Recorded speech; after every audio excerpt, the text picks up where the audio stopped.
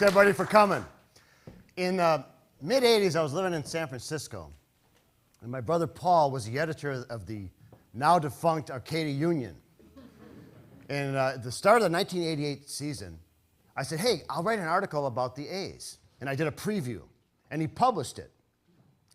And I got a press pass in order to get this. So then I gave the article to the A's, and they went, oh, you're an actual journalist. So after this, after running one article, I got press passes for 20 games, never writing another article the rest of the season. It was a beautiful, beautiful scam. I loved every minute of it. I brought my friend Harry Duncan in. He was my bogus photographer. He didn't even have a camera. It was beautiful. The glory days of baseball, believe me. But they gave me press passes to the '88 World Series. That was the one with the Dodgers and the A's. The famous Kirk Gibson World Series. It was painful, it was. Unless you're a Dodger fan. Anyways, I walked on the field. Beautiful, gorgeous, late afternoon day in October with my press pass for batting practice. And the very first person I met was Ernie Banks, Mr. Cub. The guy who's in the Hall of Fame. He played 19 seasons with the Cubs and had 512 home runs. And people are always saying, oh, poor Ernie, he never got to the World Series. But Ernie Banks never had any sense of tragedy about him. He was like the most optimistic guy in America, Mr. Sunshine and Oranges. And his most famous saying was, it's such a nice day, let's play two. So Ernie Banks is just standing there in his green golf sweater, and he's waving, how you doing there? How you doing? How you doing there? Just waving like an ambassador of good feelings. And I walk right up to him. I say, Ernie, I'm from Racine, Wisconsin, and I used to watch you on WGN. In fact, you're my mom's favorite player. She said, is that right? Nice to see you. Nice to meet you. How you doing there? How you doing? I said, no, you know, Ernie, are you still working in baseball? He stops. He says, working? I played baseball, man. I never worked a day in my life. What you talking about? Says the Cubs pay me to go out to dinner with people, have a couple drinks, play a round of golf. Does that sound like work to you? I said, Ernie, that's the kind of work I've been looking for all my life. So Ernie was just waving, and I'm talking to him. He's kind of half listening to me. And I have this very bad habit, if I have a pack of 20 pieces of gum, I'll eat like 10 of them at once. And I was doing that right in front of Ernie. I was just putting them one after the other in my mouth. And Ernie started noticing. All of a sudden, he says, hey, man, you got any of that gum for me? And I said, Ernie, it's such a nice day today. Why don't you chew, too? And he says, I believe I will chew, too, today. And he took 2 pieces of gum, and I watched Ernie Banks walk away to go watch the World Series. So I told this story to Steve Irwin in his basement one day, and we wrote this song.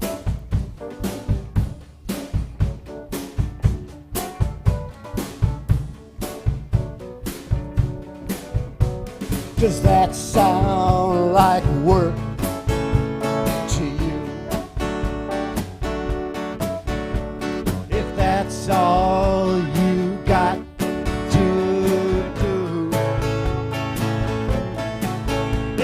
such a nice day, let's play two. Does that sound like work to you? Now they call me Mr. Cub, and that's always been good enough. Say it's a shame you missed the series, I'll just say, oh, shucks. 'Cause it's enough to be Mr. Cub. Does that sound like work to you? If that's all you got to do, It's such a nice day. Let's play two. Does that sound like work to you? I'll tell you exactly what I do. I hang around and talk to folks like you. I might play around the golf if I choose to, 'cause I don't do nothing I don't wanna do. Just like Steve Irwin. That's right, baby. Does that sound like work to you? If that's all you got to do. It's such a beautiful day. Let's play two. Why not? Does that sound like work to you? Does that sound like work to you?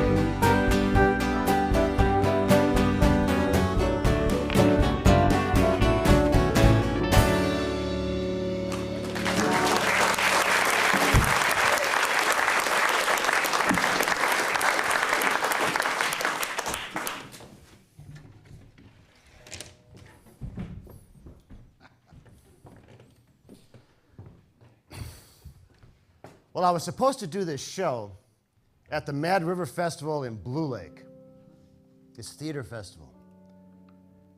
So I went out there, and this clown handed me my costume. It was this purple fur top hat, silk shirt, and stilts. And then I went out and I went, oh my God, I didn't have my script. I hadn't memorized my part. It was a total anxiety dream. I was just woke up in the middle of the night, oh my God, and I'm dreaming this. And so in my dream, I ran out to get in my car and drive back to Arcata to find my script. But I hadn't brought my car. So I went running up the streets in Blue Lake looking to see if I could get a ride home. And I was gonna knock on this old Victorian, and I realized it was Ernie Banks' house. Somehow he had moved to Blue Lake in my dream. His son came to the door. I said, oh, is your dad here? He said, he pointed down this hallway, and there was Ernie Banks walking down this long hallway with incense and candles. He looked like a Chinese emperor, all in silk. He looked timeless and ancient, and he smiled, and he looked just like the Buddha. He walked up, what can I do for you, son? I said, oh, Ernie, I need to go and get my script in Arcata.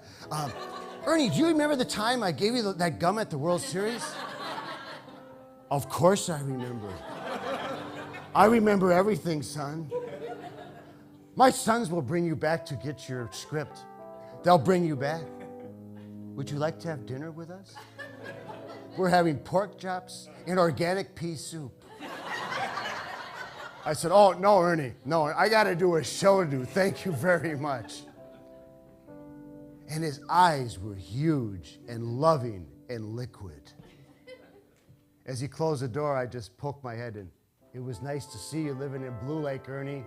And he said, yes.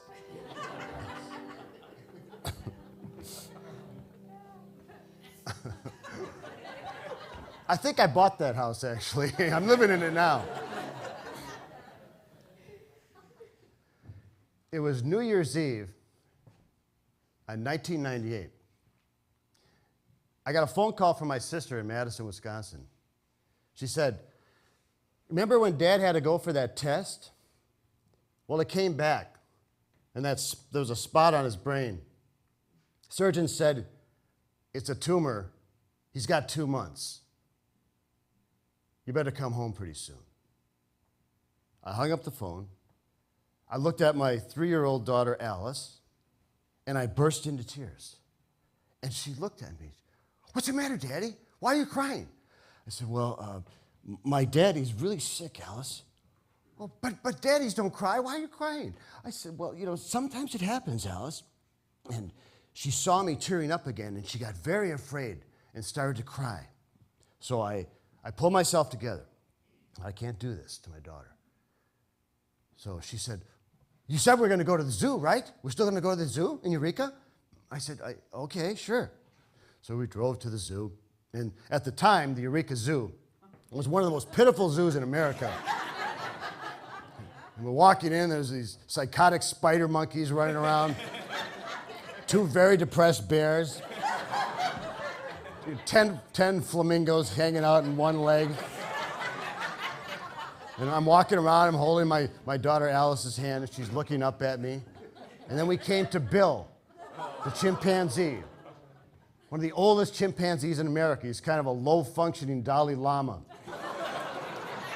Very sweet. He's got this gray beard, and I'm looking at him, and he's looking at me.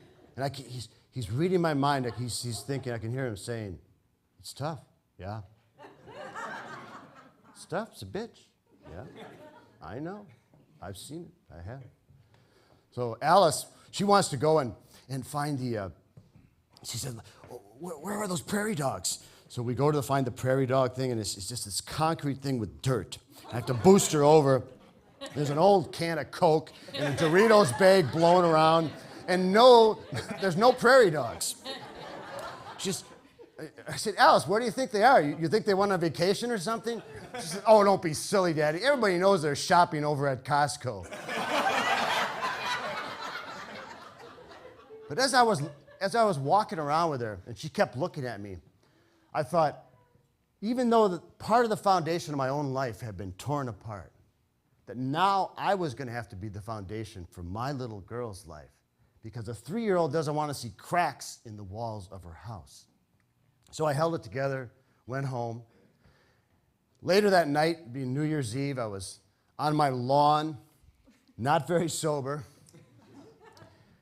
and I was thinking, what would my father's legacy be to his family and the world? And I knew there wasn't going to be any money, and there was a few negative things, but I wasn't going to think about that. But what my father was handing down was he was an honest guy, a modest guy, always told us, don't be a big shot, don't act like that, always there for us. And he was a great, very subtle storyteller. And he loved sports, baseball, football, golf, especially baseball. And I think in a way, his love of sports and storytelling was like his way of making sense of the world. And he passed that down to me. Now, I always loved baseball because one of the things about it is there's no time clock, that there's always hope, that somehow in the 9th inning, down by 7 runs, 2 outs, there's still a chance. You can pull it out. But now with one call, I knew my father's life was not going to imitate baseball. So now was the time to think about his true legacy, his stories. So my dad was a dentist, and he'd come home from work, and he'd always be exhausted, because a dentist is always staring into people's fear, into their mouths, and he always had to be so nice. So he'd come home, and he'd always say, "Jeff, Danny, Paul, one of you guys, can you give me a beer?" He'd have just one beer. Yeah. All right. And he'd have his radio tuned to one game, the TV to another game. He'd have the sporting news, daily paper, sporting, and he'd just sit there kind of disappearing into his cocoon of sports, trying to relax. Then he'd start telling his stories. He'd say, ever tell you guys about that tryout I had down in St. Louis, special baseball thing? And I said, "No, you never did, Dad," even though he told us 10 times. Yeah, it was, I heard about this tryout. They're going to be Major League Scouts there. So I got my friend Gus Commandy. I said, "Gus, let's go down there." We each had $15 and knew somebody, a cousin. So we got down there. There was maybe 250 guys trying out 8 Major League scouts. So I was playing the outfield, and one of the scouts said, "Hey, you got a pretty good arm there. Why don't you come in and pitch for us?" My friend Gus Commandi was next to me, and I said, "What's your name?" He says, "My name's Sam DiMaggio." DiMaggio? Yeah, I'm related. You know, Dom and Joe, we're cousins. "Okay, all right, DiMaggio, let's see what you got." So Gus goes out to center field. They hit about 10 balls at him. He drops half of them. "Come on in here." "DiMaggio, huh? Must be an awfully distant cousin." So that was the end of his tryout. But they kept me around for 2 days. They liked me. By the third day, 3/4 of the guys were gone. So I wanted to stay for the last day. And Gus says, "Hey, Frank, we got to go. Hey, we don't have any more money. We got to go back. We're broke." I said, but Gus, this is my chance." He says, "It doesn't matter. You got to go." So the scouts, I told them why I had to go, and they said, "Give us your phone number," and they gave me their number. They were interested in me. So we got home. In Racine, my older brothers, Nicky and Louie, pulled me aside. And Nicky says, "Frank, what were you doing down in St. Louis?" I said, "I was trying out for Major League Baseball." "Major League Baseball? Oh no, that's a pipe dream. You're going back to school." I said, "But I love baseball." "Yeah, we all love baseball. You're finishing school." And I couldn't blame them. We'd all come through the Great Depression. People were starving. It's the middle of the 30s now. I couldn't blame them. So that was the end of that dream. But I used to always think, I really should have played ball. And I had this dream. I dreamed, I don't know how many times, I'd be playing on some major league field, and I'd get a hit. And between second and first, I would start raising up above the stadium, and I would float up above the whole thing. And I would see the people, the bases, and the mound, and then I would float and slide into home plate, and the dirt always felt soft as a feather pillow. I should have played ball. I'm telling you. I mean, a guy can't think like that. You change one thing in your life, everything changes. I wouldn't have met your mom. Your kids wouldn't be here. You want to stay sane. You can't think like that.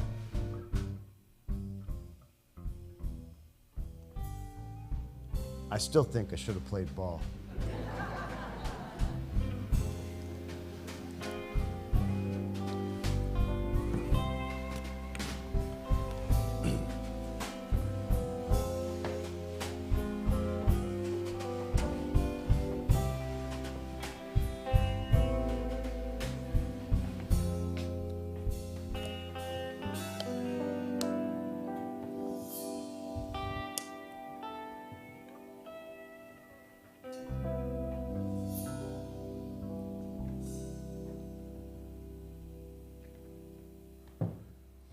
Well, that didn't end my father's playing days.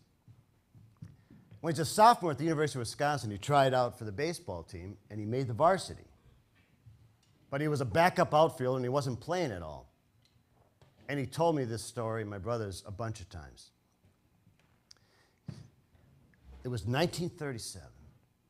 I was riding the bench, looking for my break. And my coach, Fuzzy Douglas, yelled, "DeMark, pinch hit." I remember Dave Black was on the mound. Pitched a couple years for the White Sox. Coach Douglas pulled me aside. Now later we heard he died in the war. He says, "Look for fastball outside corner. Be ready for it. First pitch." So I got in the box, and I was really nervous when Black pitched. And there it was, fastball in the outside corner, and I swung and I hit it as hard as I could out to center field at Breeze Stevens Field in Madison. Now you know how huge Breeze Stevens Field is. Well, I ran like crazy. I thought I hit at least a triple. The second baseman, Donnie Matthews, said, hey, caught it, slow down. But I figured he was just trying to fool me, so I kept running. I slid into third. Third base coach walked up. Center fielder caught it. He hit it good anyway.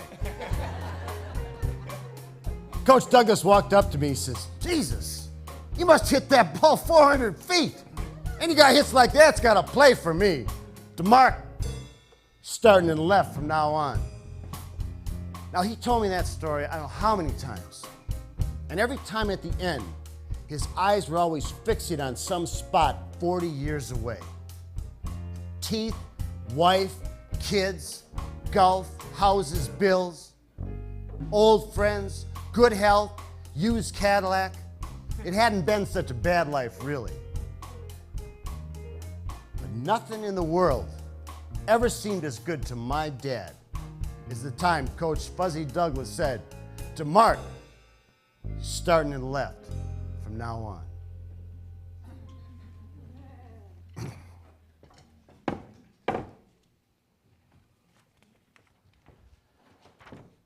February 4th, 1999. Looking out of my office window, rain falling on the flooded baseball field, endless cars rushing by, north to south, there to here to there to nowhere. Blackbirds circling overhead, trying to reach the clouds. Darkness increasing with the rain on this operatic mess of a morning. While death hovers over my dad 2,000 miles away, new life grows in my wife's body. One soul passing, one emerging, never to meet each other on the endless circular journey. And the goddamn rain is not stopping for weeks.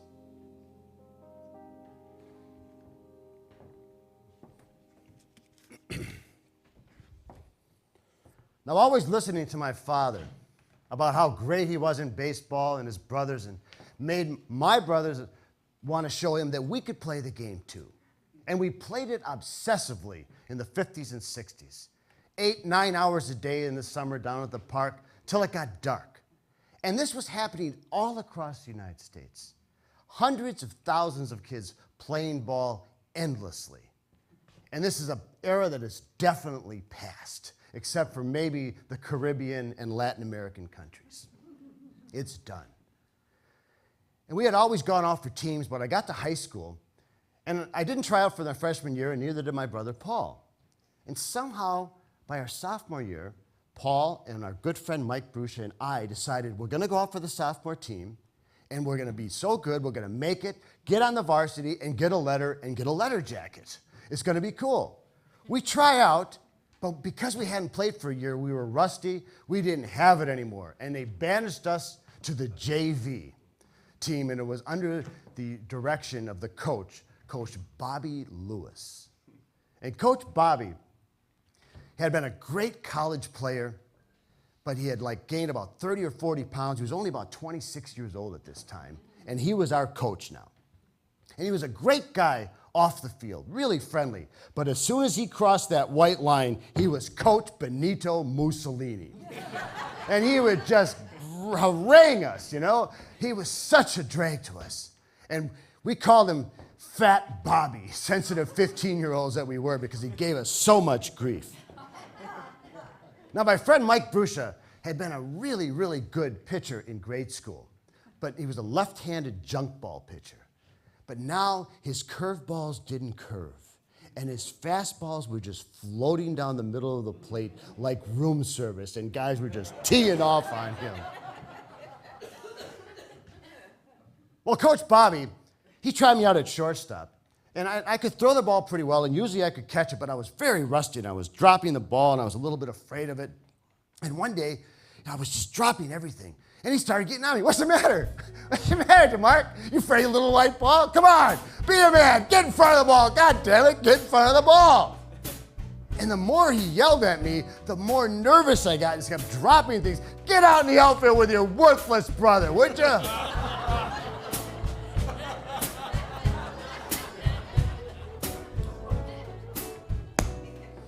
So I remember it was one of these April days in Wisconsin. We're 2 blocks away from Lake Michigan. This Arctic wind is blowing, freeze drying our asses. Hands are frozen. And Coach Bobby, he starts to he says, come a little bit closer, DeMark. Come a little bit closer. And then he swung and he hit it 100 feet over my head. Get the ball, hustle, get the ball, hustle, Florida, get the ball. Come a little bit closer, DeMark. Come a little bit closer. Boom, 100 feet, get the ball, hustle, get it. Come a little bit, get the ball, get the hustle, get it, hustle, get it, hustle. And I felt like this puppet on this crazed Coach Geppetto's string. And something snapped in me that day. So my brother Paul and Bruce, we're all riding the pine hard, just sitting on the bench. One day, we're playing some game, and Coach Bobby comes walking like, oh, what is this? Let's hear some chatter. Jesus Christ. Bunch of goddamn dime-store mannequins. So me and Mike, we just start going, here we go, fed by me, here we go, fed by me. And he's walking around in sweatpants, and Mike takes the bat and he just starts poking it through the fence, trying to poke him in his butt. And we are howling, we are laughing. And he's walking, but what is wrong with you guys? Jesus. So this one day, he has me pinch hit. I hadn't bat all year. Somehow I blooped a single. And I got to first base. And I thought of myself as like the Italian version of Maury Wills or Lou Brock. I just couldn't wait to run the bases, you know. Next guy got a hit. So I started running, and I started running around second base. I was in my own world, drifting. Coach Bobby was coaching third. Stop! But I was in my own world. I was just certain I was going to slide into third. I was going to kick the ball out of the guy's glove. I was going to race home and slide in there. And I slid in, and I was dead meat. I was up by 15 feet. Coach Bobby comes running out. He's like Captain Queeg in sweatpants. He says, what are you doing, DeMark? What the hell were you doing? Did you see the sign? Did you hear me say stop? I was just trying to make something happen, Coach. Oh, you made something happen. You made the last out happen. Thanks for nothing, DeMark. And after that, all 3 of us were kicked off the team about 2 weeks later. And after that, my whole feeling for baseball just disappeared. This game I had loved so much, all these things became so much more important. The Beatles, pool halls, girls, basketball, everything was much more interesting than baseball, and this game just disappeared from my life for 10 years.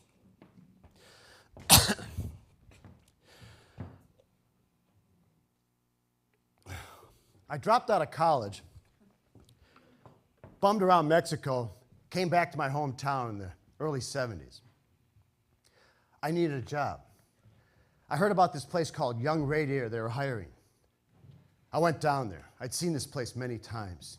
Old, brick, soot-blackened walls. It was like perfectly preserved from the Middle Ages, maybe the Dark Ages. Hydraulic hissing, acid leaking from the ceiling. Dark. And there were all these guys hanging out the window, yelling at women a block away, I love you, baby. Marry me. Meet me at the bar at midnight. Oh, I looked at these guys, I thought, if I work here for 20 years, I'm going to end up just like these guys. So I walked into the personnel office, filled out the application. Guy says, yeah, we need some help in the summer. You're hired tomorrow. Under one condition. You gotta get a haircut. Owner hates long hair. The guy even hates long sideburns. I'm telling you, he's a freak about this. I said, what are you talking about? My hair's not that long. There's guys in the factory with hair down the middle of the back. What about those guys? Oh, yeah. They're in a union. Can't touch them. You work 60 days, 12 weeks, you do what you like. Until then, get a haircut or no job. I thought, we'll see about that.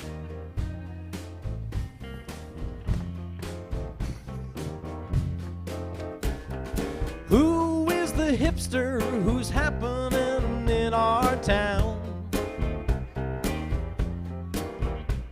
He's tearing up the chicks with the message that he lays down. And who is the coolest guy? That is what I am. You know it's fast talking, slow walking, good looking mohair Sam.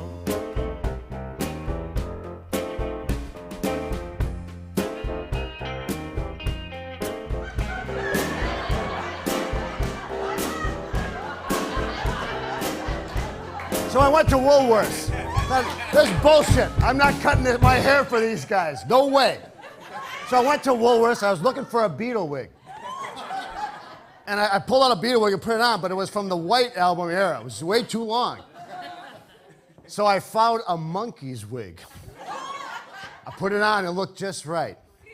I walked into Young Radiator the next day in that personnel office. I thought, there's no way he's going to know. He can't possibly buy this act. I walk in, he goes, all right. Looking sharp now. So I walk in the factory. He introduces me to my foreman, a guy named Rudy Tiano. We called him Big Whistle Rudy. I remember very distinctly because he was a referee in our basketball games, and he had this wild way of blowing his whistle. He had big horn-rimmed glasses, a crew cut. Takes a look at me, he says, DeMark, you say? One of Frank's boys? Oh, yeah. I know Frank, all his brothers, good ball players, all of them. You're a ball player, weren't you? St. Catherine's basketball player, right? Am I wrong or am I right? You're right. Yeah, I thought so. Yeah, you're looking pretty clean cut these days. You know, you're still looking like a ball player, like one of these riffraff guys in the factory. For God's sakes, these guys, Jesus. What's happened to everybody? All these guys would rather go to some crazy rock and roll show than see a baseball game. Geez, the whole goddamn country's gone to hell. Am I wrong or am I right? You could be right, Rudy. You're goddamn right I could be right. So Rudy gave me this job. I was going to have this cart. I was going to deliver supplies to the machinists in the factory. So all day long, he would just walk next to me and he'd be talking about the glory days of baseball and bitching about the long hairs and what's happening in the country. I would just nod my wig head, push my cart, nod, and push. This went on for weeks. I got to know some of the long-haired guys in the factory. They realized what was happening. We go down to the Root River. We eat our sandwiches, watch the carp jump for entertainment. I take off the wig, and sometimes I put it on a stick, and we start singing Beatles songs, you know. Paperback Rider. One day I was walking back in. I had to put the wig back on. The hair was starting to get long after 2 weeks. After 2 months it was. And these long hairs were sticking out. And one of the guys, hey, tuck your hair in, Ringo. So after that, that became my name with all those guys, Ringo. But the weird thing was, none of the management knew it. Nobody knew it. And I thought, it must be some kind of a male thing. They just don't want to check out a guy in a factory too closely. Well, they had a 2-week shutdown in the middle of the summer. And I wanted to work as many weeks as I could, as fast as I could to get out of there. So I said, yeah, I volunteered to do this 2-week shutdown. And what I had to do was just clean the place up and paint all these things with white paint. And after 2 weeks, this head was so covered with grease and white paint, it was splattered, and I never washed it. It was like this surreal hard hat of hair designed by Salvador Dali. It was unbelievable. And even with the white paint, they still didn't know it was a wig. How could they not know? So I kept working. One day, a guy from the front office walks up and He's kind of grave, and he says, Jeff, really appreciated your work. Been a good worker here. And sorry, we're going to have to lay you off here. You have 50 days, and of course, you know you need to have 60 to get in the union, so we have to lay you off first. And I said, no. Hey, look, man, I've been counting. Today is my 60th day. He said, no, we have your start date. I said, no, I worked the 2-week shutdown, remember? That's 10 extra days. So he runs down the office. He comes back.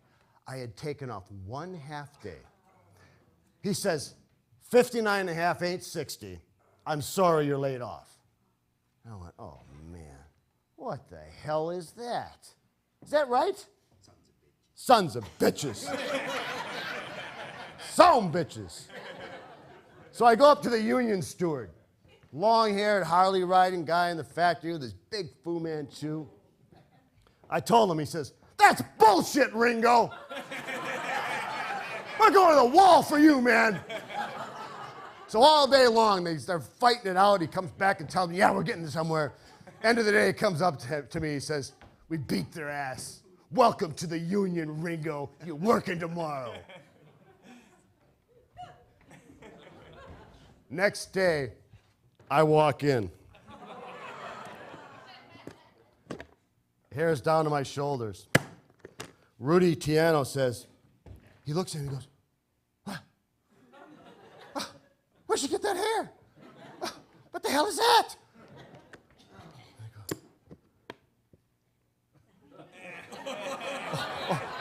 Oh, no.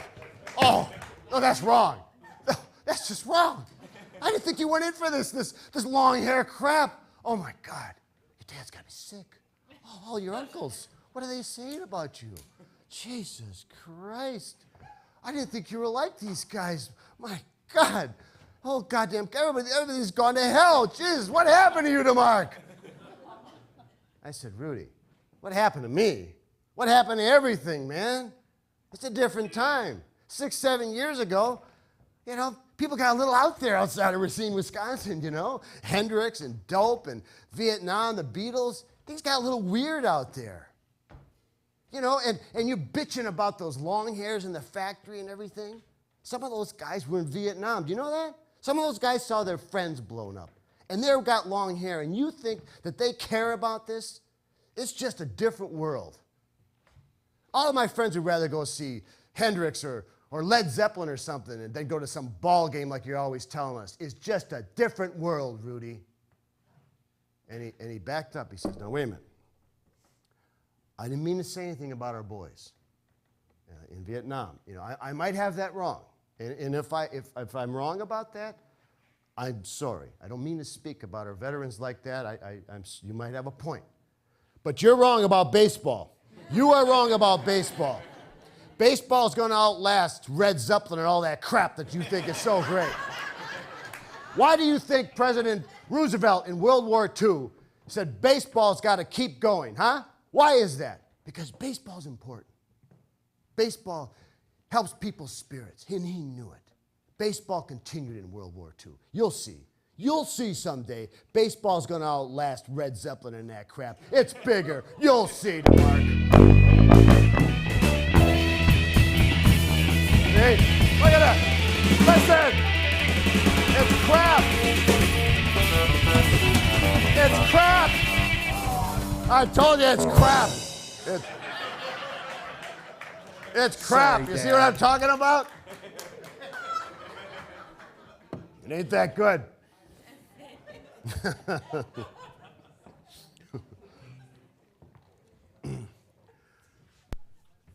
In February of '99, I flew back to Wisconsin, which was going to be my father's last birthday. And on the plane, I was thinking about one of my own birthday, my brother Paul's birthday.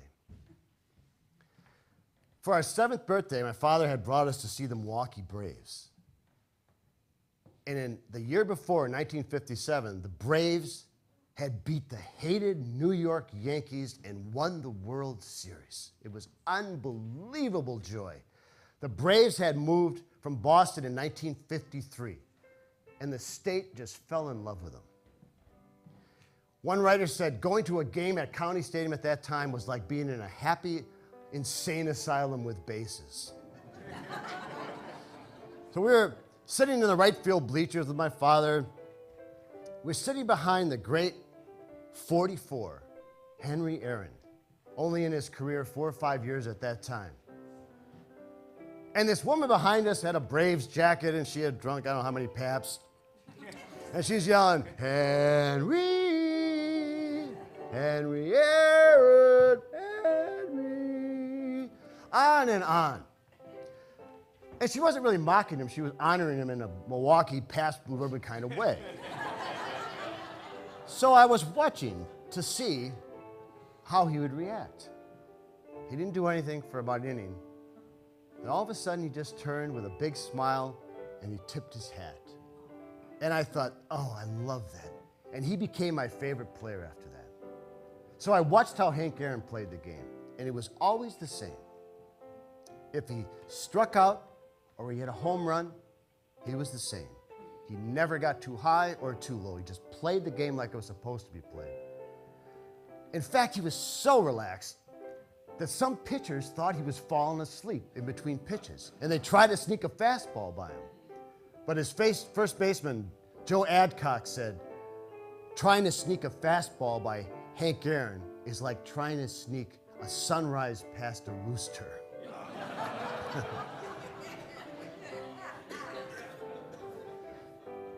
Well, in the early 80s, in 10 years, I hadn't gone to maybe 2 or 3 games.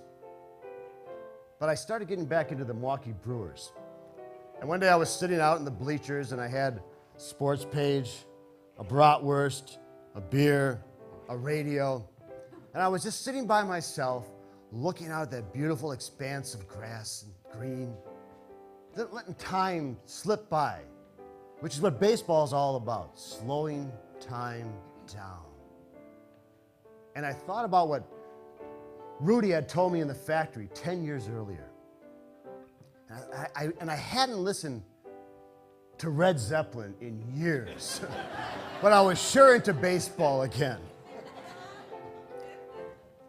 So one day I was walking underneath the concourse in Milwaukee County Stadium, smelling all those delicious sausages, and I came across this exhibit behind glass, a small one. It was for Henry Aaron. It had his uniform and a glove and some spikes. And then down in the corner, they had these flip-flop shoes of his, these shower shoes. They were kind of rotting away, almost like green. And they had 44 fading in the heels. And I studied this. I thought, why would they put his shower shoes in here? I mean, they could just put a comb or something, or a washcloth with 44. But I figured that he had probably put those shoes on someday where he hit a home run or they started a winning streak. And he never stopped wearing them for his entire career. So I told all my friends about it, and they came to look at it. And we called it the Hank Aaron Memorial Shower Shoe Exhibit. We figured it has some kind of good luck mojo. So we decided nobody could look at the field or buy anything until we paid our respects to the magic shower shoes. We figured if they were good enough for Hank Aaron, they were good enough for us. Who were we to mess with the baseball gods? Well, one day in the early 90s in Arcata, I was sitting in my house and I was going through the cable, and I saw the Home Shopping Network. And there was Hank Aaron. And he was sitting in the studio, and he was signing balls and uniforms, and people were spending lots of money to get them. But the interesting thing is, he was taking the calls and speaking with people. And I thought, this is my chance. I'm going to call up, and I'm going to talk to him. So I put a video cassette in the player. I put it on pause. And I thought, when I get through with them, I'm going to play it, and then I'll be able to show it to all my friends on the ball team and everything. So I called Home Shopping Network. Home Shopping Network, can we take your order, please? I said, I'd like to speak with Hank Aaron first. Sir, hundreds of people want to speak with Hank Aaron. He's in Atlanta. We're in Kansas City. I am not going to buy anything unless I talk to him. I'm sorry, sir. We cannot guarantee that. No, Home Shopping Network, can we take your order, please? I want to speak with Hammer and Hank. Sir, a lot of people want to speak with Mr. Aaron. Yeah, but you don't understand. He's my favorite player. I grew up in Racine, Wisconsin. Sir, are you going to order something? I'd like to tell you something first. Can I tell you something? Okay. Now, Hank Aaron had 755 home runs, and he never hit more than 47 in one season. And he hit 44 4 times, and his number is 44. Isn't that amazing? Yes, sir. and another amazing thing, he's my favorite player, and I got married, had a child, and bought my first house at 44 years of age. Isn't that incredible? Yes, sir. Are you going to order anything? Not unless I talk to him first. I'm sorry, I can't guarantee that. So then I thought, well, maybe I can do a little end around, do a little creative way to do this thing.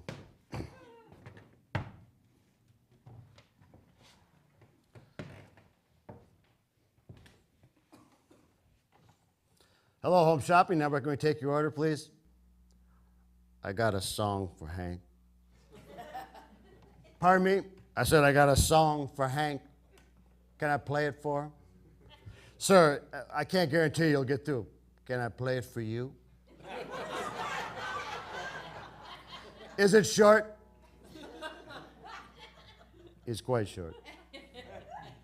All right.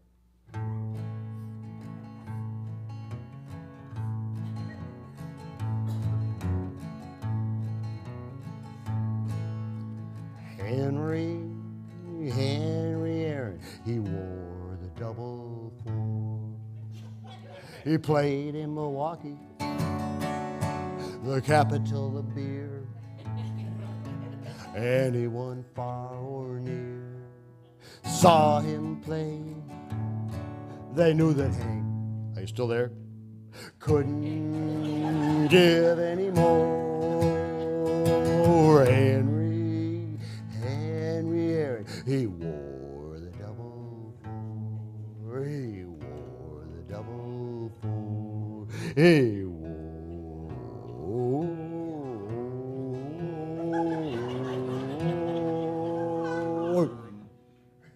the double 4.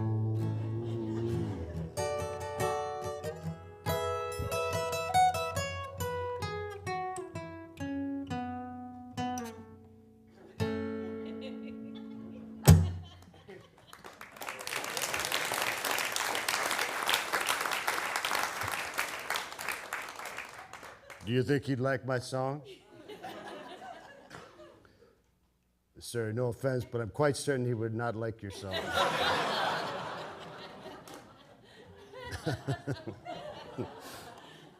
I was pissed about that, too.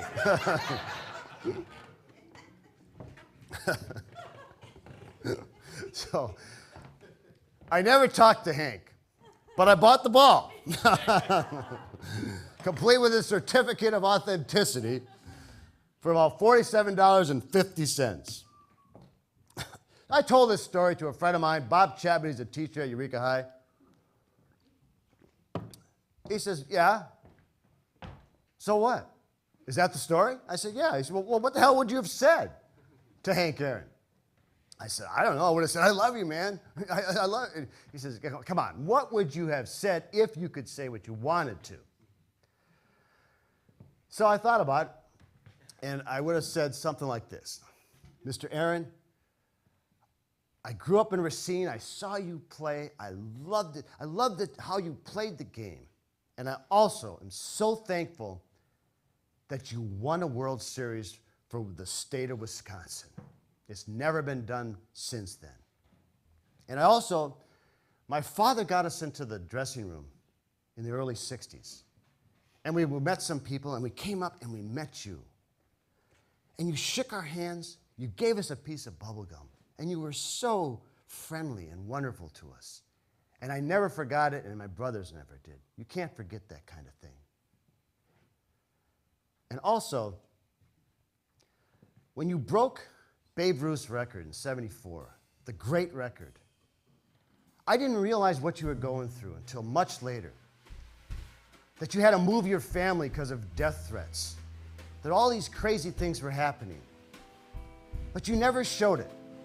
You just kept playing, didn't complain. And I thought, well, why did that happen? A guy like you from Mobile, Alabama, played in the Negro Leagues, beating the great record. The whole country should have been happy for you, and instead it turned into kind of a nightmare, because there's always the lunatic factor in America. But I know many more people were happy for you than against you. So I think the way you led your life then just shows you're at least as good a person as you were a ball player. So thank you for all of that, Mr. Aaron. And I also want to say that if you ever decide to sell those shower shoes at County Stadium, don't call the Home Shopping Network, because they're ripoffs. I will give you a good price. Please call me first.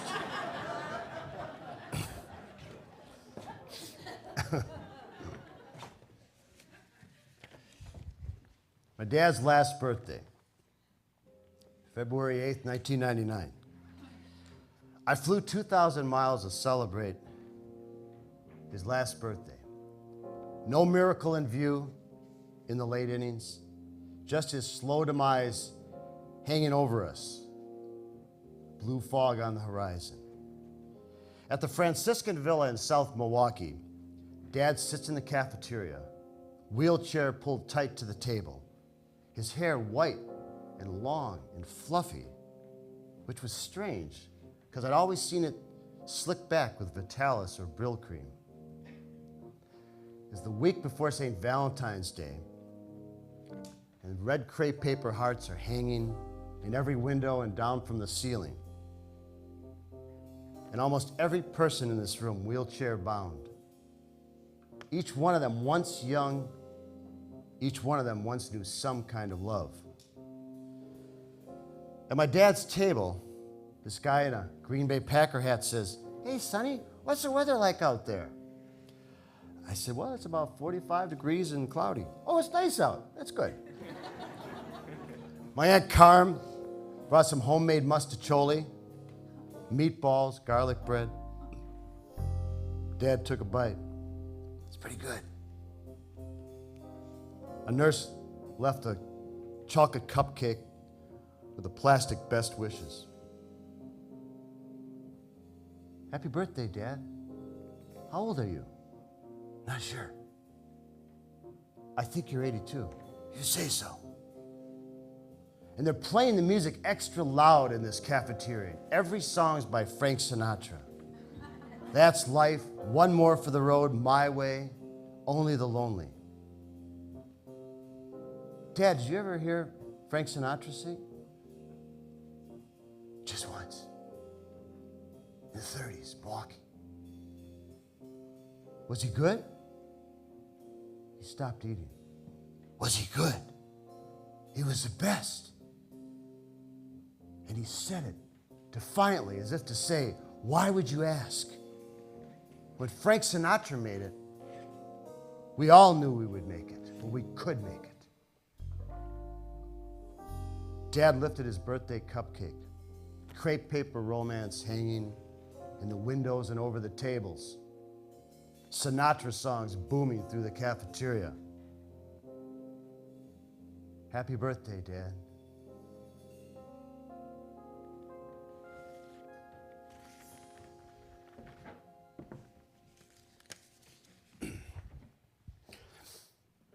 One day I went to this Franciscan villa,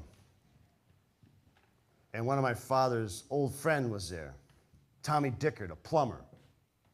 And my father had a breakfast club. A bunch of guys would meet most mornings, and then there were lawyers and dentists, plumbers, carpenters.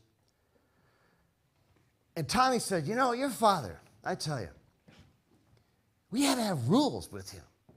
Because, I mean, he was like, we couldn't stop his stories. We'd have to say, "Look, No story before 1930. No baseball story. No story about your mom. But he'd always have another story. He was like the old faithful of storytellers. It was amazing. And he was so subtle. You know how your dad was. But this is my favorite story about your dad. So we were sitting at the restaurant, and your dad is, eating. He's quiet, in his own way. All of a sudden, he just says out of the corner of his mouth, he says, "Hey, did you hear there's a gay dentist in town?" And Jim Fedek, this big, boisterous lawyer, says, "Really, Frank? Who is it?" I don't want to say. I'm just saying. No big deal. And Jim Fedek says, "No, I want to know. Who is it, Frank? I mean, who?" And your dad says, "No, I'm not saying it. I'm just telling you. It's just a point of information. You understand me?" And his Fedek says, "No, I want to know. Frank." And your dad says, "Well, lean over the table, Jim." So Jim Fedek leans over the table, and your dad kisses him on the lips. And this Jim Fedek turned beet red. I thought he was going to have a heart attack. It was the funniest thing I've ever seen, all of us ever saw. And you know how straight your dad is. Oh my gosh. And Tommy he shakes his head. He says, I'm telling you, when life just gets to be too much, I think about your dad kissing Jim Fedek, and the life feels a whole lot better. We'll see you next half.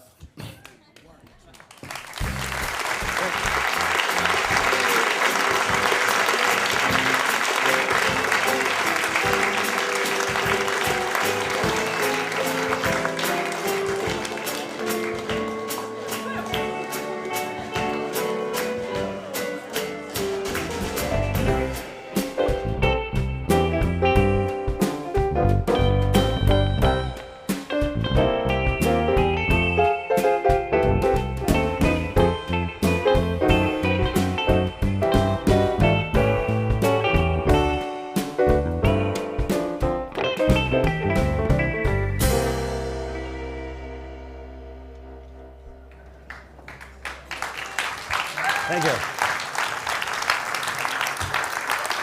Wait for a couple people to get back in.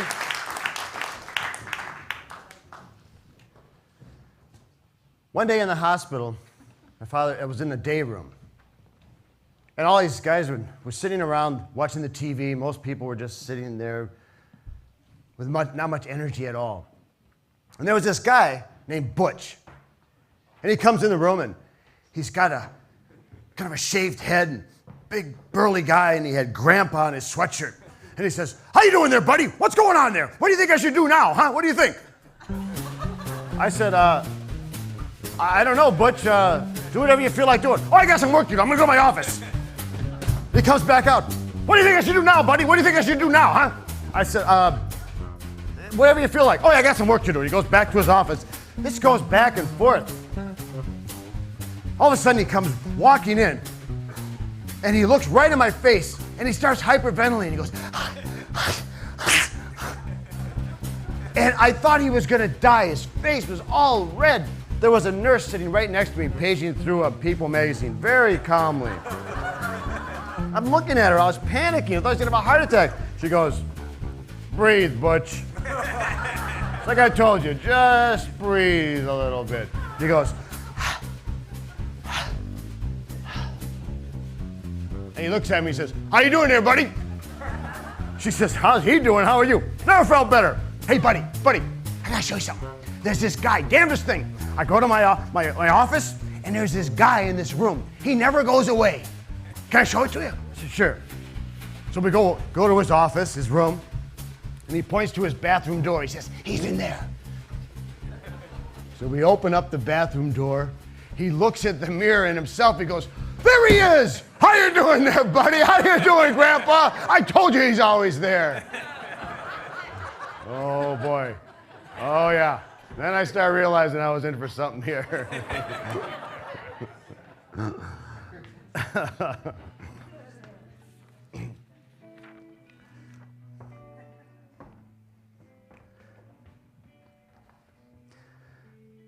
Dad's voice diminishing to a whisper. You thirsty, Dad? No, I'm tired.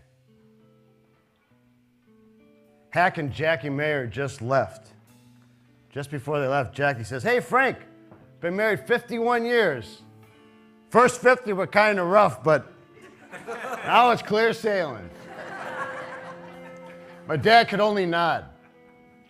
This tumor had taken his voice, his energy, his stories, the simplest things ground to dust and indifference.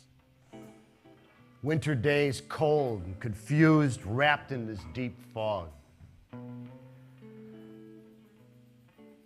What day is it, Dad? Don't know. It's kind of a mixed up deal we got here, don't you think? Eating cookie after cookie.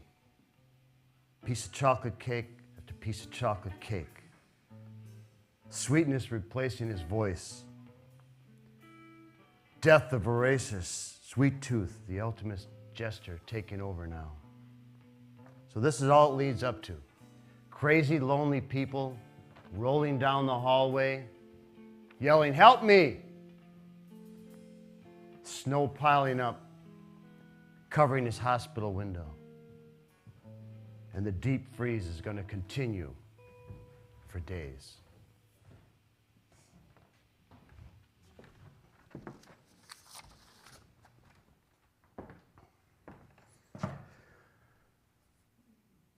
In the 80s in San Francisco, I was struggling, looking for work wherever I could get. And an old softball friend of mine from Madison, Wisconsin, named Mike Duvall, just quit a job selling ads for the San Francisco Giants. And he told me about it. He said, hey, it's not a great gig, man, I'm telling you. It's strictly commission gig, but it's working for the Giants. So I went out there. They said, sure, you got the job. You've had a little sales experience. So the job was basically sitting in a concrete bunker at Candlestick Park with a phone book, calling people, looking for money. Not a great glory job, except I was working in professional baseball.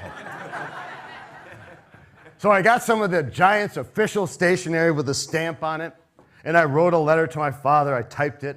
I said, Dad, one person in your family finally made it into professional baseball. And he wrote back and said, I hope you're saving some of that bonus money for your retirement. So I did the job for 4 months. I think I made $7,000 and they laid me off because it was a temporary job. But then they called me in the spring and they said, we're going to have an advertiser appreciation day. Would you like to come to Candlestick and help us out? I said, oh, yeah, what's happening? Well, we're going to have this guy, Mike Sadek, who used to be an old catcher for the Giants. He's going to throw some pitches to these people, and they're going to hit the balls. We're going to have a picnic. And we need you and the other advertisers to shake the balls. I said, you mean on the field? They said, yeah. I said, oh, I'm there, man. So I go out to Candlestick, and Mike Sadek's throwing these 45-mile-an-hour grapefruit, and these guys are swinging at it. They're having food in a tent. And there's some of the current Giants, Matt Williams and Will Clark walking around, and Willie McCovey's walking. And in the dugout, though, the most amazing thing was there was Willie Mays, the great number 24. And he's sitting there. He's got his legs crossed. He's wearing these brown bandlawn pants and a golf shirt. And he's just talking to people, and he's just signing anything. And I looked. I thought, this doesn't look like maybe the greatest man who ever played the game. He just looks like a guy who'd rather be asking a waitress to fill up his coffee or be swinging a 5-iron on a golf course, doing almost anything but sitting through this tedium of reminiscing and autographing. So I went in there, and he's signing a person's purse and a card and a shoe. And I walk up, I had 3 balls. And I hand it to him. And he kind of barely blinks my way. He signs all 3. And I say, thank you very much, Mr. Mays. And he goes, well, all right. And then he just keeps signing all these other things. And I thought, gee, I have a couple of friends that would really like this, his signature. So I grab a couple pieces of paper, and I reach out to him. And all of a sudden, he's like a cat. smelling something in the wind. Weren't you just here with some baseballs? What you want with some more autographs? I said, I'm just going to give them to a couple of friends and my brother. You sure you ain't going to try to go out and try to make some money off my good name? Is that what you're going to do? I said, no, I'm absolutely sure I am not going to do that. And he kind of stared at me like I was trying to hitch a ride on the vapor trail of his fame. He signed it. He handed it back. Says, you remember, good Lord's watching what you do.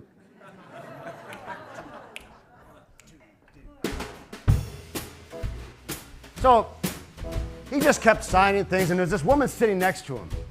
And he was staring at his feet, and she was saying, you ever think about those old days, Willie, like that catch you made in the 54 series? I mean, those amazing things you did. You ever think about that? And he says, no, I never think about that stuff. I mean, that's the past. How you expect me to go forward if I'm always looking backward? You know what I'm talking about? I can't think like that. And at the time, in the Giants' vision screen, they were showing a video of the Giants' old days when they played in the Polo Grounds. He wasn't looking at it. And all of a sudden, he looks up, he goes, what's this? Oh my God, that's the Polo Grounds and everything. My God, I never saw something like this. I got to own one of these. That's real history up there. That's way, way different than living in the past. That's historical. That's a big difference. And we all nodded at Willie as he kept signing a menu, a glove, somebody's toothbrush. We all just looked at him as he just kept looking at the past, rushing to meet the present. The past that Willie says is way different than history.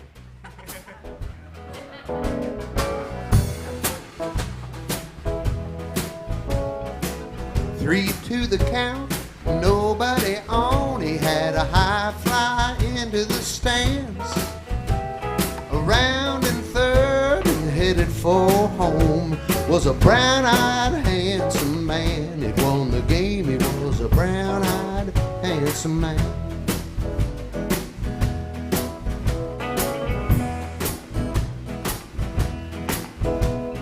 Hitching a ride on his trail of fame, signing everything put in his hand.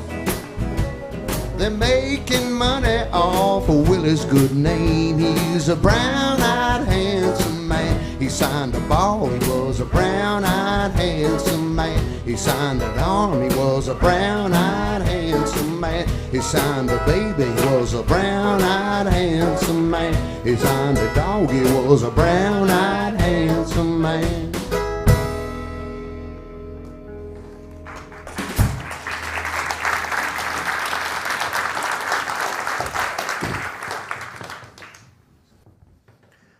One day walking in the hospital, my father, all of a sudden, he woke up. He seemed like he was his old self, like he was telling stories from sitting at home in his Barca lounger. He says to me, hey, did I ever tell you a story about Del Crandall? You know that? I said, I don't know, Dad. Maybe you did. Oh, yeah. I brought you guys to see the Braves. We're sitting out the bleachers, and we're looking down at the bullpen. Del Crandall, you know, he played catcher for 10 years. And he's just catching the pitcher, warming up. And all these young kids, these 15-year-olds, 16-year-olds, hey, Crandall, you're all washed up. Retire, man. My grandma could play better than you. Now, Del played for a long time. He was a real major leaguer. I says to these kids, I says, hey, cut it out. Leave him alone. He can't say anything to you. You know that. This kid says to me, what's he to you? I say, he's a major leaguer. You should leave him alone. Have some respect.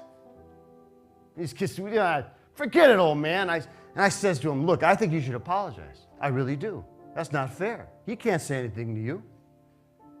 Well, after a while, 2 of these kids actually did apologize. And they walked away. And then Del Crandall looked up at me and he says, hey, thanks, mister. You didn't need to do that, you know. It's just, it comes with the territory. But I said, hey, look, it doesn't make it right. I got 4 kids here. I'm trying to raise them right. They don't need to see this kind of stuff. And Del Crandall looked at me and he says, I appreciate it, mister. I really do. And I said, Dad, weren't you kind of afraid that one of those kids might hit you or something? He said, yeah, I was a little afraid, of course. But somebody who accomplishes something, people have respect for that person. And I just couldn't stand to see him making fun of a real major leaguer.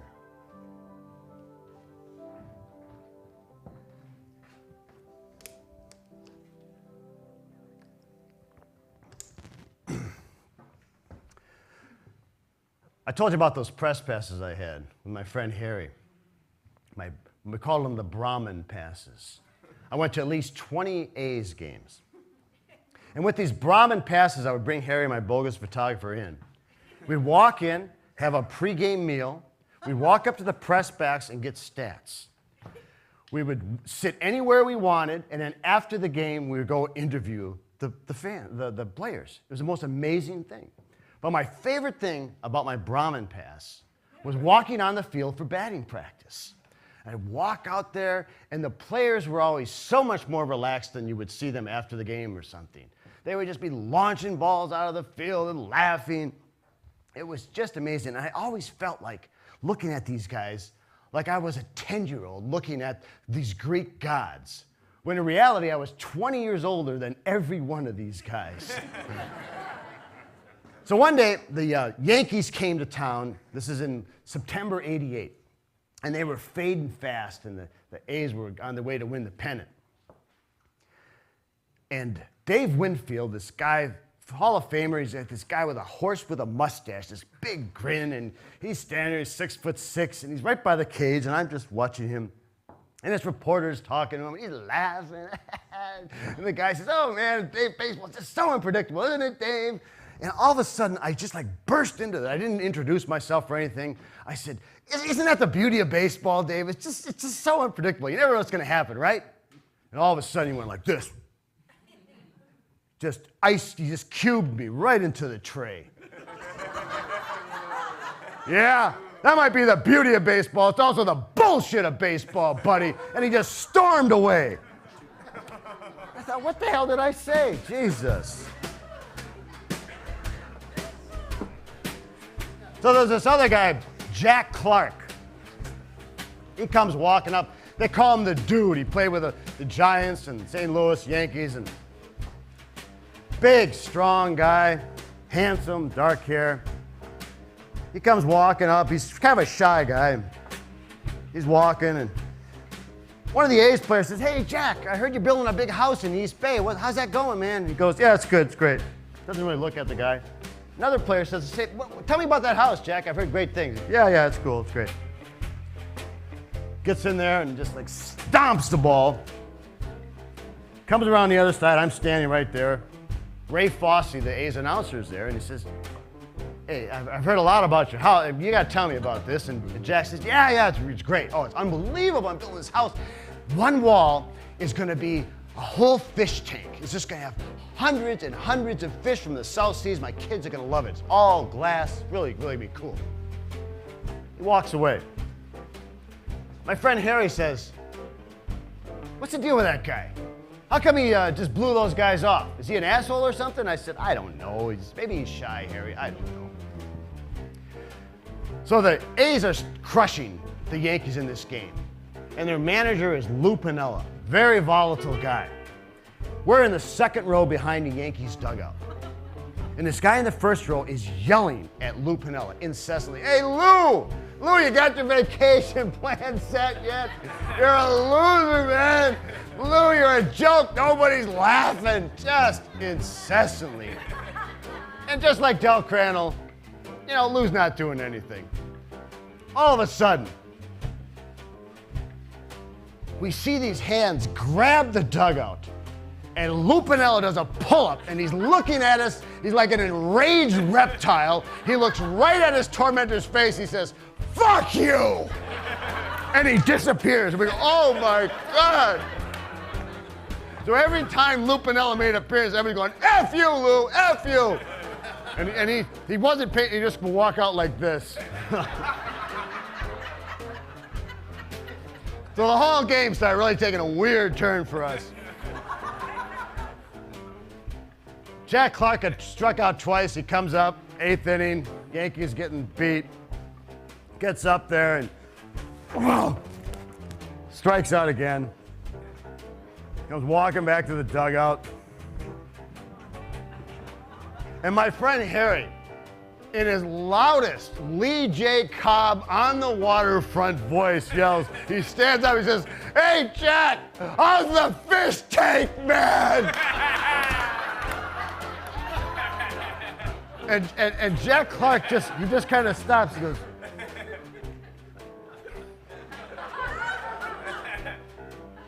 and you can read his mind.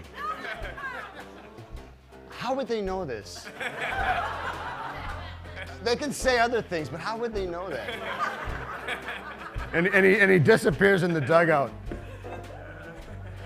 And everybody turns to Harry and says, "What's the deal with the fish tank?" He says, "It's a private thing." So the Yankees lose. Lou Piniella storms out of the dugout. He just says, "You know where you can stick that fish tank, man?" And his tormentor says, "I think your ass is a little bigger than his, Lou." And we all go, "Oh my God, if he killed that guy, it would be justifiable homicide." And Lou Piniella looks, he goes, "Jesus Christ, oh my God, isn't that the beauty of baseball? You guys pay your $15. You can say anything you want. We gotta take it." Oh my God, we're getting our asses kicked and we gotta take it. Oh, I tell you, that's really the beauty of baseball. That's too much. And I said, "You know, Lou, it's funny.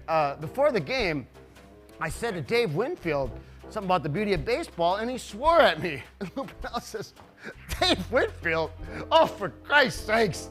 The guy hasn't driven in a run in a month. He's been in a coma. For God's sakes. I wouldn't listen to a word he says. We should ship his ass to Columbus."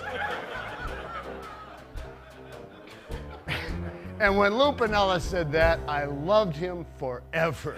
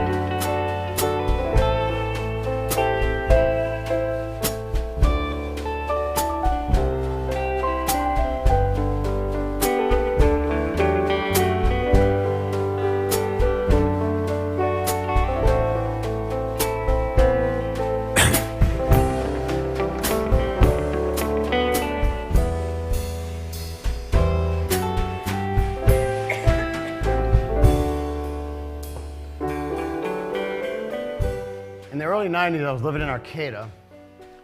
I was trying to figure out where my destiny lay. And I didn't know if I should live here or move back to Wisconsin. Very confused. So I called my mother up and I said, "Look, I need to come home, I don't know for how long." She said, "Come as long as you want." So I went back to her scene. She didn't ask any questions. She just said, "I don't know the nature of your problem. Stay as long as you need." So my father had retired a couple years before. He was 75. I had no idea what he was doing with his time. So I knew he would disappear and go to his breakfast club. And I said, "Where's he going, Mom?" He said, "Well, he goes to the library. And then he goes to visit people." Who does he see? Well, he sees people that are sick or people who have lost someone, relatives, people who need company. I said, "How often does he do this?" She said he does it every day. I said, "Oh." So one day I said to my dad, "It seems like your new job, Dad, is helping people say goodbye or comfort them. That's your job now." And he said, "Well, I wouldn't say that. I mean, you live in the same town for 75 years. You get to know a lot of people. But, you know, I could never understand these guys who left Racine and went to New York, San Francisco. They come home and they wouldn't visit us. The guys we grew up with, played ball with. I could never turn my back on people." I said, "Dad, it's got to be hard. You've lost your friends, you've outlived people, and you've lost your brothers, some of them. It's got to be hard to say goodbye, isn't it?" He said, Yeah, that's tough. That's hard. Somebody's got to be there, though. Somebody's got to be there for the family."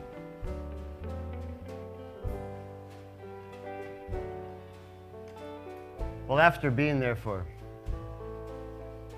2 or 3 months, I realized my destiny was out here in Northern California.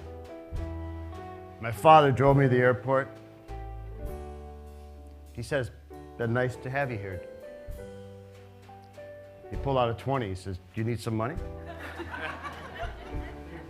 I said, "Dad, just being here with you and Mom has been more than enough.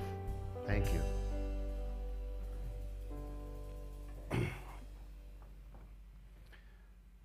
One day my family and we're staying in San Francisco at a hotel.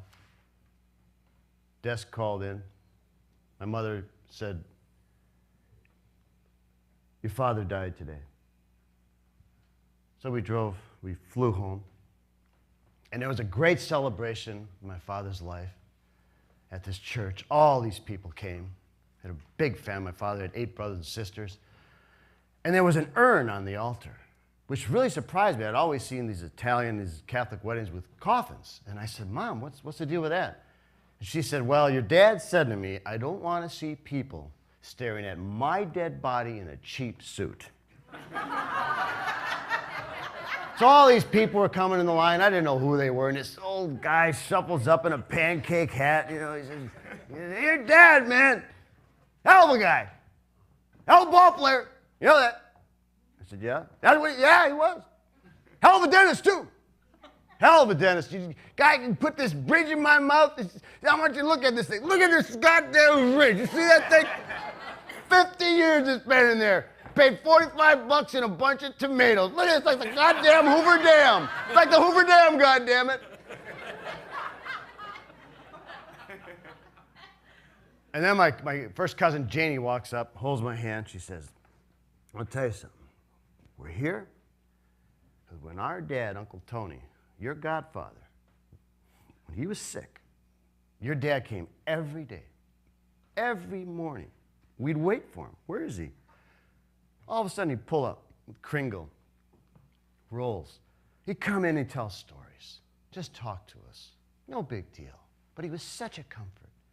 And one day I said to my mom, Uncle Fay, he's been our light. He's helped us through this. And that's why we're here for you today."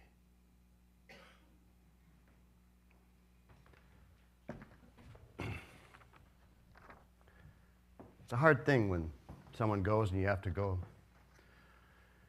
through their things. Searching through the drawers and boxes for any memory to hold on to. Mismatched socks, white handkerchiefs, tins of dried out shoe polish, a box of discount shaving cream. Looking through the closets, the too wide collars, reversible belts, powder blue sport coat, bright red pants, checkered slacks, the costumes of a lifelong golfer. Unlike the saying, the clothes do not make the man, because the man's not a man anymore. He's a memory who left his old golf balls, check stubs, photos of riding an elephant in India in World War II, torn sleeveless undershirts, and beautiful funny stories.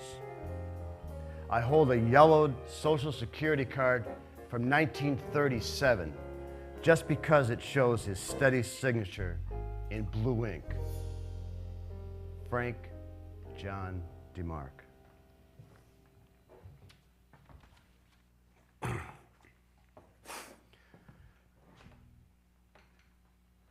Well, my father was a Detroit Tiger fan for some strange reason, because we were in Racine, Wisconsin, which was much closer to Chicago. And I never asked him why he was a Detroit Tiger fan.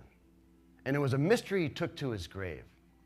And by a strange coincidence, his passing in February of '99 was coinciding with the closing of Tiger Stadium that same year. And Tiger Stadium is the oldest stadium in the United States, opening in the same year as Fenway in 1912. And I love going to the old stadiums. And I always wanted to go there to see it. And as the months went on, I got in my mind, that's what I'm going to do. I'm going to fly to Detroit to see one game, to say goodbye for my dad as a ritual for myself. So my mother comes out for my brother Paul's wedding in the middle of the summer. And I say, Mom, I'm going to go to Detroit for one game to say goodbye for Dad. And she says, well, that's good. Like, you know, whatever you need to do, big deal. That's your thing. So I said, Mom, Dad was never in Tiger Stadium, right? She said, what are you talking about? We went there on our honeymoon. I said, you're kidding. No, we went to the Grand Hotel on Mackinac Island, and then we saw the Tigers play the White Sox. And she was still pissed 49 years later.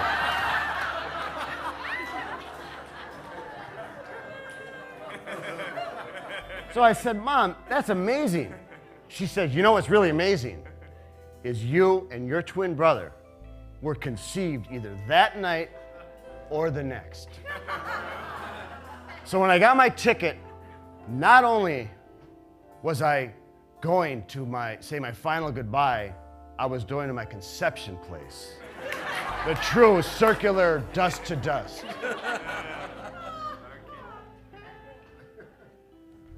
So I flew back September 22nd. It was going to be the sixth last game ever played in Tiger Stadium. And on the plane, I was thinking about my father. Now, he was very, very sure of what he liked and what he didn't like. One day, my brother Paul comes home. It's college, and my dad says, what is this transcontinental yogi stuff you're into? It's actually transcendental meditation. Well, whatever it is, why are you into it? Well, it's helped me relax, and I'm getting to know myself better. Get to know yourself? For God's sakes, I knew who I was when I was 6 years old. I was Frank DeMark. What the hell else did I need to know? And that was my dad. Absolutely sure. And I thought baseball and the statistics and everything, that was like his transcendental meditation. Disappeared into the box score, erasing all thought. So I fly into Detroit, and I finally see the great old palace at the corner, Michigan and Trumbull. And it's just gorgeous, kind of crumbly, but it's still beautiful to me. And all these people had flown in from all over the country like me. They're taking photos, trying to preserve a piece of history. I turn the corner. There's this black metallic bust of Ty Cobb on the wall. Probably the meanest man who ever played the game. Perfect for this rusting, tough town of Detroit. So I walk in my ticket, and you see the chipped tiles and a rusting old girders, and you can just almost feel the Kowalski sausage grease in the air around me. And I walk in, I take my seat, and they're playing the Cleveland Indians, who are steaming their way to a pennant. Tigers are in last place. The guy on the mound is Brian Moeller. And right before his first pitch, he kneels down and he does something with his finger in the dirt on the mound. And later, I heard that he was putting his father's initials there because his father died before he made it to the majors. So he wanted him to be there with him. But I didn't really care about the game. Moeller's getting lit up, getting killed. The manager's not taking him out. He doesn't care anymore. And this guy behind me is outraged. He's, oh my God, take him out. Oh, have pity on us. Oh, another, oh, Jesus. You spell it B-U-L-L-P-E-N. I'm walking around and you can just feel this history in this place. The place of Cobb and Kaline and Willie Horton and Sam Crawford. Ruth had played there. It felt so ancient. So I sat down, just watching the game, and there's this guy from Detroit named Derek Ortega. He was a baseball player, and I said I play softball in Northern California, and he says, geez, you came all this way for this? I said, yeah, I did. He said, why'd you come all this way for this game? I said, well, I came to say goodbye for my dad. I told him. He says, really? That's a good thing. He says, I got something for you. He says, here, you take this for your dad, okay? And I looked at it, I thought, what is it, dope? I said, what is it? He says, it's infield dirt. My friend's on the crew, and he shakes off the broom, and I collect the dirt. So he said, you take this for your dad. And right there, I went, now here we are, from dust to dust, conception, goodbye, and now I got the dirt. And I had hoped for one magical thing to happen, but I knew I couldn't make it happen. And there it was. So I had decided to do one thing. I wanted to take one of my father's handkerchiefs with his name on. And after the game, I would drop it on the dirt, this low fence behind home plate. So after the game, I went there, and all these people were standing there, just like me. They were looking at this palace that was going to be gone, taking photos, taking in the sight. Center field's 440 feet away. So I took this handkerchief, I dropped it, I looked at it, and this guy runs up. He's kind of a goatee. He said, hey, mister, you dropped your handkerchief. I said, well, I did it on purpose. I did it. I told him why. He said, you came all this way for your daddy? I said, yeah, I did. Oh, I gotta do something, man. So he takes his car key, he leans over this fence, he starts stabbing this red clay dirt, right? Just manically. So I take my rental car key and I'm stabbing the dirt. We're both like just stabbing this dirt. And we both scoop up a handful. He says, what are we gonna do with it? And I said, I already got a bag of it. He says, what do you mean? I said, well, somebody already gave me some from this game. He says, wow, really? So we dump it in there, and he looks at me. All of a sudden he goes, you grab me, give me a bear hug. You came for your daddy, man. You came for your daddy. You made it to Detroit, man. And then he goes, and boom, he's gone. Okay. He was embarrassed. So I was standing there going, geez, I never got dirt from a game before, and now I get it twice in one game. And then this woman walks up, hands me her card, and says, I took a photo of you two guys. You write to me, I'll send you the photo, which she did. So I thought, this is wild. I mean, these Detroit strangers just reaching out to me, you know, tough old rusting Detroit. I got on the plane to come back the next day. And I thought, well, what would my father say if I told him I had flown all this way for one game just to say goodbye?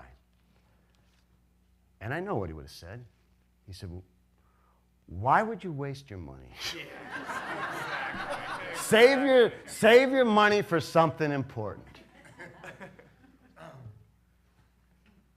You know, we don't often get a chance to say goodbye just like we want. Your gestures fall short. The words run out. Time's gone. But I got lucky when I went to Detroit. These strangers' generosity and this little bag of infield dirt. And it was more than I expected. A better goodbye than I could have ever said.